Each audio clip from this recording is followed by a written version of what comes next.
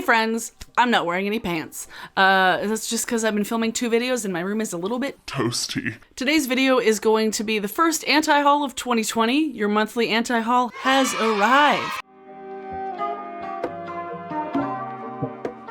And if you're new to my channel or new to anti-hauls are a way to kind of counteract the kind of overwhelming consumerism that just plagues the rest of the beauty community and beauty YouTube. They were originally popularized by drag queen and performer extraordinaire Kimberly Clark, and you guys should go check out her channel. She's fantastic. If you want to see a ton of anti-hauls that are way more well-spoken than mine, check her channel out. I've also posted 22 of these already, so I'll leave a link in the description to a playlist and also in a card if you want to see any more of my anti-hauls. So today we're going to be talking about some products that both I kind of want and products that I don't want, and we're going to talk about why I'm not going to buy them and why I don't need them, and maybe, just maybe, why you don't need them either.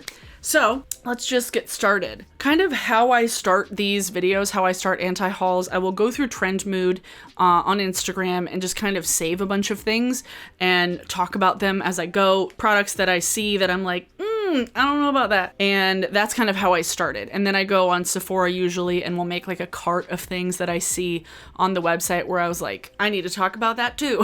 We're gonna start with Instagram. Let me go to my saved tab. First things first, this Anastasia and Amrezy palette. I had so many people mention this to me, and I was already going to anti-haul this as well. When I saw it leaked, which I don't know if it was actually technically a leak, I don't know how much I believe that, but this is the first 16 pan palette that ABH has come out with. I do applaud them for, well, giving a little bit of time in between this one and the last release. Norvina has said that this is going to be the last collab for the time being, which I am hopeful of because I don't feel like they need any more. But this palette, while it is pretty, while it is versatile, I will say that, it is something that I do not need for 3 reasons. 1, I have Modern Renaissance. 2, I have Norvina. 3, I have Riviera. I don't need this.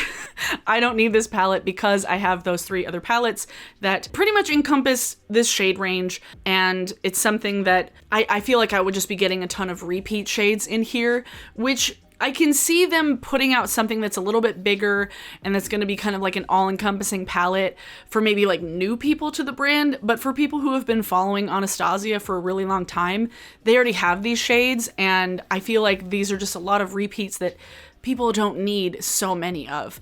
And while it makes sense for them to collab with Amrezy again, I don't see why they didn't put out more of the highlighters. How many of us out in YouTube land have been talking about wanting that highlighter back because so many people have said that it's a superior formula to the highlight glow kits? People love it. I feel like everybody who's ever bought and used that highlighter love it so much that it would make no sense for them to come out with an Amrezy collab and not include the highlighter back. I feel like of all times for them to not bring back something that was limited edition, it was this. I was a little bit annoyed because I was seeing that they were collabing with Amrezy and I had wanted to try that highlighter because I never got it when it came out. And then when I saw the palette, I was like, okay.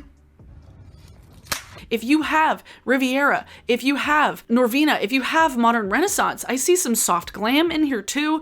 This truly is a palette that looks like it encompasses so many of the other palettes. So if you don't have sultry, soft glam, Norvina, Riviera, or Modern Renaissance, which are the ones that I have, then maybe get this one instead because it has 16 shades and you can kind of get multiple feels from multiple palettes in it, but it just feels like a lot of repeat shades, which Subculture was a palette, and while it had its problems when it first came out with the formula, the color story and the color selection was truly wonderful, and I just want more of that. I just want more of that ingenuity. I just want more of that creativity, and this just isn't it for me. It's just not something that I need because I have these shades so many times over, and I feel like attaching Amrezy's name to it was kind of baiting people to get really excited about maybe the highlighter coming back, and then for the highlighter not to come back, and then this palette to come out. It's just kind of womp womp.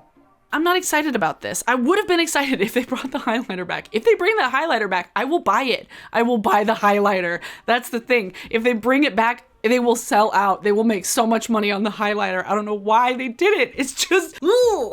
And also I like don't really follow amrezy, so I don't really have any like specific purpose to like support her specifically. And I wish they had not included that stupid brush, because honestly, I have so many of those brushes. How many of you have so many of those ABH double-sided brushes that you've gotten in each of your palettes? Can they just stop putting the brushes in at this point? Because I don't use them. I don't use double-sided brushes. I feel like at this point they should have taken the brush out, but you know.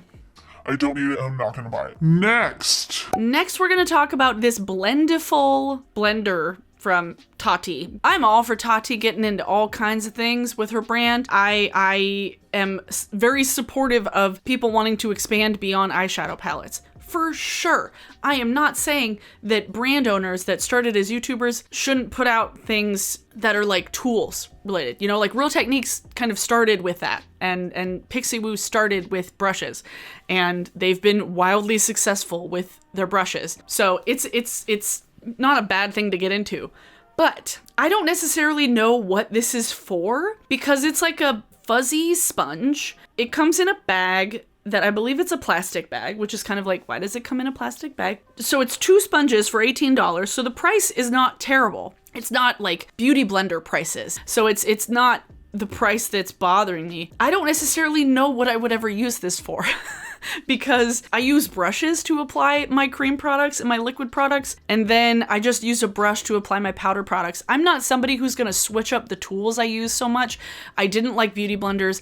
I never use the silicone sponges. I use brushes. I use brushes in my hands, and that's all I'm gonna use. Getting these sponges, these fuzzy, are they powder puffs? Are they powders? I wasn't even sure what they were supposed to be for. And the weirdest part about it, I think, is why a lot of people are being thrown off, and another reason why I'm not too keen on it, is that she's not launching it with any powder products. So she doesn't actually have any like face powder products in her line for people to use this with. So it seems like a really weird release, because she's came out with the Texture Neutrals eyeshadow palette and then a face powder applicator, but without any face powders, and it just seems really weird. And I remember when she like was teasing it and like launching it and announcing it and being like, ooh, we got a super cool, awesome thing coming, and it was just like 2 powder puffs. It just seemed like a lot of hype for not much reward, and I was just really underwhelmed by it. If she comes out with some powder products, I could see this like selling really well, and I could see this being like a good product to sell with powder products,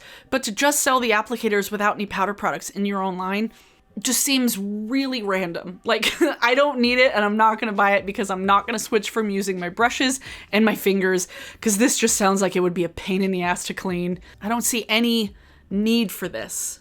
Next product. Next, we're gonna talk about this palette from Ofra Cosmetics. This I saw, what, a couple of weeks ago? Yeah, a couple weeks ago, and this is the Glitch eyeshadow palette. It's a $29 palette with, 9 shades? So it's not the most expensive.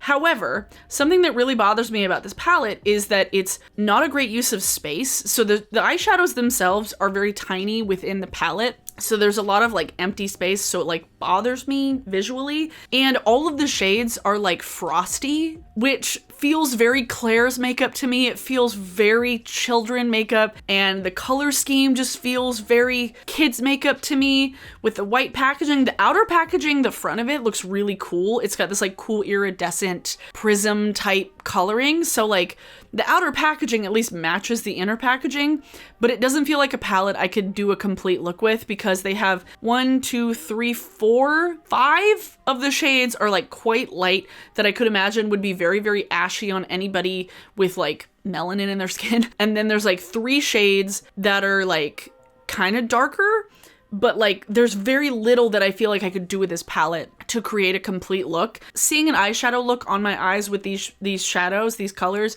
I don't see something that I would necessarily enjoy, because there's like a lighter minty green, and then there's like a darker minty green, and then there's like a slate gray, and then there's like a purple and then a pink and a gold. It just doesn't make sense as a color story for me. I don't know. It looks cheap. It looks cheap and I don't need it. I'm not going to buy it. I'm sorry. It's like, it's just not inspiring. Next, I'm going to talk about something that I actually kind of do want.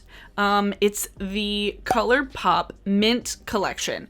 Mint to be is what's on the front of it. I love the color story of this palette. I think it's adorable. I think it's very cute. I think that they're releasing it with like the glitters and like the super shock shadows. I like this color story. I really, really do. The inclusion of the Glitter. I don't want it with pressed glitter in it. I just don't want the pressed glitter. Looking at the swatches, like honestly looking at the palette itself, it's very beautiful and very pleasing to my eyes. But once I see the swatches, I'm kind of like, I don't know how these would all like, I don't know, translate on my eyes. I feel like it might end up just having the same kind of look over and over again. I don't know. It's pretty, but I don't really need it. And I just want Colourpop to start making these monochromatic palettes not plastic. Like, please, Colourpop, just make them cardboard. Like, it's not that hard. I just want these to be cardboard and not plastic. And two of the frosty shades in here look almost identical. That just seems like a waste of space too. For me, I don't feel like I could get a lot of use out of it that's beyond just like a look, you know? And I don't feel like I need to buy one palette for one look. Also, this like minty green is one of my favorite like colors of things. So I feel like it's just like, my makeup goblin is just like, I want the pretty green things, but I can't just fall into that. I cannot be tricked into buying things that are just a pretty color. I don't need it. I'm not going to buy it. And I feel like these colors just aren't as flattering on my eyes as I wish they would be. Sorry, Colourpop, don't need it. Not going to buy it. Although I do commend Colourpop for slowing down on the releases. Like, Colourpop didn't have stuff out for like 2 weeks and we're like, where did they go? Are they okay? Like, they didn't acknowledge that they weren't releasing stuff. They just didn't release things. I'm like, okay, Colourpop, are you gonna listen? Maybe? Cool. Beauty Blender is back with a color changing beauty blender. You know those like coffee mugs that they'll be all black when everything is cold, when you don't have hot liquid in it, and then when you pour your coffee in it, it like a picture appears on the coffee mug and it changes. This is like that, but for a sponge, or like Hypercolor, but a sponge. And it says Wet Me on the side of it, which that's weird. I mean, I guess it's just to remind people that you shouldn't use a beauty blender dry, but like having a sponge it just wet me. Ugh. Ew. And it's the same price as all the other beauty blenders, which is $20, which is overpriced for a sponge. And it's just another marketing gimmick for Beauty Blender to sell more sponges. I feel like I've seen one of the main criticisms of Beauty Blender being that like the pink blenders, the pink sponges like bleed color out a lot. So I don't know what would this color changing sponge do? Is the dye gonna bleed the same way? It's pointless. It's a pointless gimmick because it's just an applicator, and it's just an applicator that maybe people will make Instagram videos out of. That's the thing. This Beauty Blender product feels like it's just asking for people to make Instagram videos about it. It just seems pointless, and I don't need it, and I'm not gonna buy it. Next thing that I saw, and I was like, all right, I see you. I like you. Last year, Tarte put out the Icy Betch palette a year late, and then just recently they put out the Spicy Betch palette, and I kind of love it. The color selection in here, it's not gonna be as bright as they're showing it in the swatches, so it's not gonna be that vibrant and pigmented, but I love the branding of it. I love that there's a hot pepper. I think it's hilarious, and I don't know, like, it says it's a pressed pigment palette, so who knows how bright the shades are going to be. This is new territory for Tarte, and I kind of love it, but I don't need it because I have these shades already. I don't need it. For me, I do have these multiple times over, but kudos to Tarte for coming out with something that's actually kind of different and new. If you don't have these shades, I mean, maybe give it a shot, see if these are as pigmented as they're showing them. Usually I cringe at pun names, but like Spicy Betch after the Icy Betch, I think that's fucking hilarious. That is a good use of puns. Icy Betch, Spicy Betch. Good on you, Tarte. Do I need it? No, but I applaud you and I respect you. So the next thing we're going to talk about is something that I actually didn't know about until y'all told me. I asked in an Instagram like question, I was like, what are some things you guys want me to talk about? And several people talked about the like Dominique latte palette, and I actually kind of love it. And I'm like, oh, side-eyeing it a little bit. I don't need it, but it's pretty. But the cool shades I have it all. I'll say this. If you really like that Dominique Cosmetics Latte 2 palette, I would say go look for like similar shades in singles of the 3 shades that are kind of unique, the like salmony color and the mint color, and then the kind of goldenrod color. I'm sure Colourpop has singles in this, so you don't necessarily need to buy the full thing. It's $42. I mean, $42 for 10 shades isn't too bad, but it's not like cheap by any means. But if you really like this palette for those 3 shades, I would say just go find the singles in another brand. I don't need it, but it's pretty. This next thing that you guys told me about, I hadn't heard of. And when I looked into it, I was like, what the fuck is this? This is stupid. So Briogeo, the hair care brand that puts out shampoos, hair products, conditioners, like hair masks and treatments and styling products, Briogeo put out a collab. They collaborated with Kathleen Lights, and it's essential oils.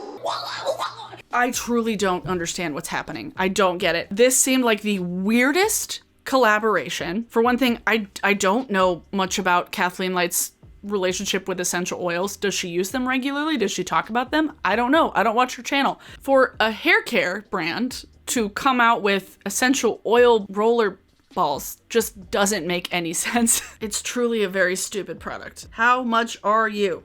Why?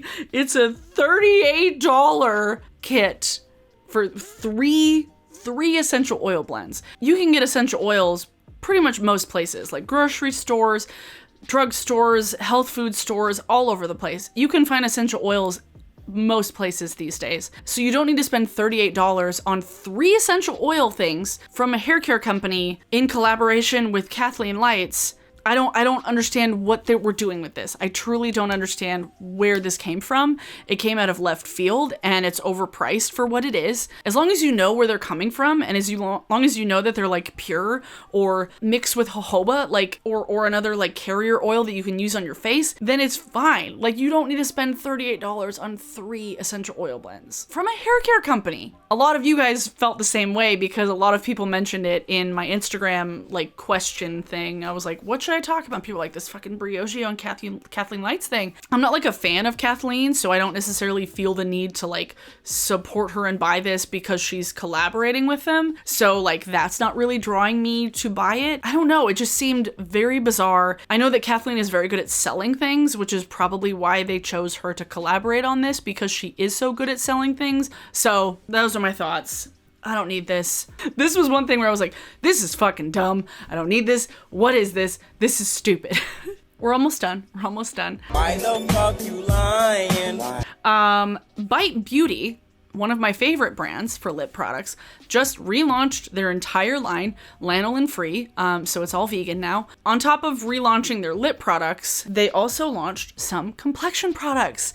They launched a primer and a foundation, and the foundation's called the Changemaker Supercharged Micellar Foundation. What does micellar have to do with foundation? I don't know, because micellar is to wash off your makeup, so that's a little bit weird. I don't know about this. I've heard at least one person give it a good review. I can imagine it's probably a nice formula because they do have such good lip product formulas. So I'm interested in it, but I don't need it right now. I don't need it because I like the foundation that I have, and maybe I'll try a sample of it. Maki berry, an antioxidant-rich ingredient that helps nurture your complexion, and micellar technology gently mimics skin texture for a smooth, non-cakey look. I guess. I don't need it. I don't need it right now, and I'm not gonna buy it. And honestly, I don't know if any of the shades go light enough for me. And it's $40, so like, ooh, that's a little pricey there. I did have some people ask me to talk about the Fenty Snap Shadows. These are the mix and match eyeshadow palettes that are little 6-pan palettes that you can like Snap. They stick together so you can like travel with them in like different combinations and stuff. And they have how many? 1, 2, 3, 4, 5, 6, 7, 8. I do not know about the quality of Fenty shadows. I do not own any Fenty shadows besides their like kilowatt things that I can use on the eyes, and those are really good. But I have heard like mixed things about their shadow quality, and something about these palettes with the white square rectangularness of it all, it reminds me of like the little Clinique palettes that you would get as like a free gift when you bought like a certain amount of stuff from Clinique from Macy's when you were younger. Do they still do that? I don't know, but I can't get that image out of my head.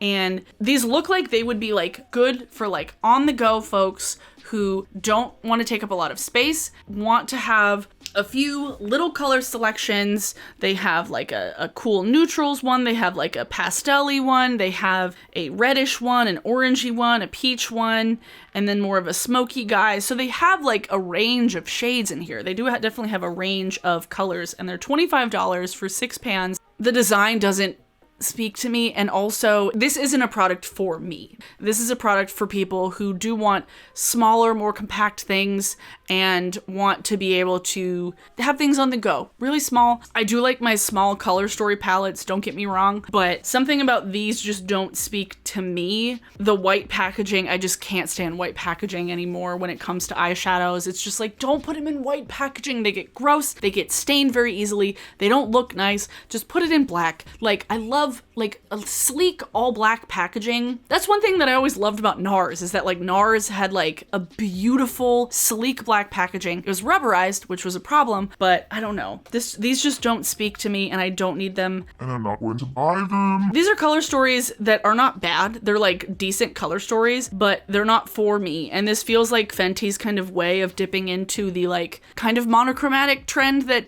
Colourpop has done, and Juvia's Place has done now too. It feels like Colourpop started this kind of trend of having palettes that are more monochromatic. Sorry, Fenty, I don't need it. I'm not gonna buy it. Like, just come out with a full size of the lightning dust highlighter, please. That's what I want. Okay. And then the last thing we're gonna talk about is Goop. fuck you, Gwyneth Paltrow. So everybody's talking about this like fucking candle that Gwyneth Paltrow came out with, or Goop did, that it's called This Smells Like My Vagina. Disgusting! And then it's like geranium and bergamot, and it's like, Gwyneth, are you saying that your vagina smells like bergamot? That is the stupidest fucking thing I've ever heard. Goop has always been a joke to me. Like, I've never taken Goop seriously. It's always been overpriced bullshit that's just like woo-woo bullshit that I don't buy, and it's just ridiculous, overpriced crap. Now, Goop has made its way into Sephora, made its way off of its own stupid website and onto Sephora in the form of Vitamins. great, cool, more vitamins that beauty influencers can market because health and wellness is great for social marketing. No, it's not. This is the only thing I'm gonna get really heated about. I am so sick of health and wellness brands dipping into the influencer marketing because it's dangerous, and it's something that people shouldn't be scamming their audiences with undisclosed sponsorships, which I'm almost positive a lot of these things are using undisclosed sponsorships, or like sponsorships that are just blatantly lying. It's when you get like fit tea companies, and you get Sugar Bear hair, you get these companies that are selling an ideal and selling an idea, and it's just dangerous to be using people like Khloe Kardashian to be selling it. They have these vitamin packs. There's one called Why Am I So Effing Tired vitamins, High School Genes, GENES vitamins, and then they have like Immunity Chews, which is also just like a vitamin form in the form of a chew.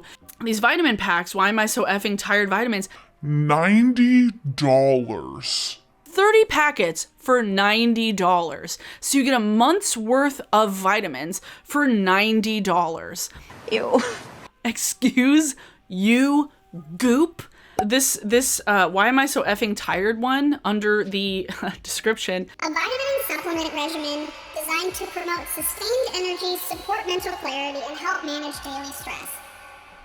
how do you know this? These statements have not been evaluated by the Food and Drug Administration. This product is not intended to diagnose, treat, cure, or prevent any disease. Which is what is the problem, is that these have not been like effectively studied for things. They're just things being sold to people. And while undisclosed sponsorships or like shady marketing tactics for like eyeshadows or foundations, that's one thing. But when it gets into health and wellness, things that you're consuming inside your body, that's when it can get dangerous, and that's when it can get extra shady. And Goop, I feel like, is the worst example of this. They have the High School Genes vitamins, which I don't know why they keep marketing these like the terms are like high school based towards like teenagers. It's like, are teenagers going to be spending $90 on 30 days supply of vitamins? No, they're fucking not.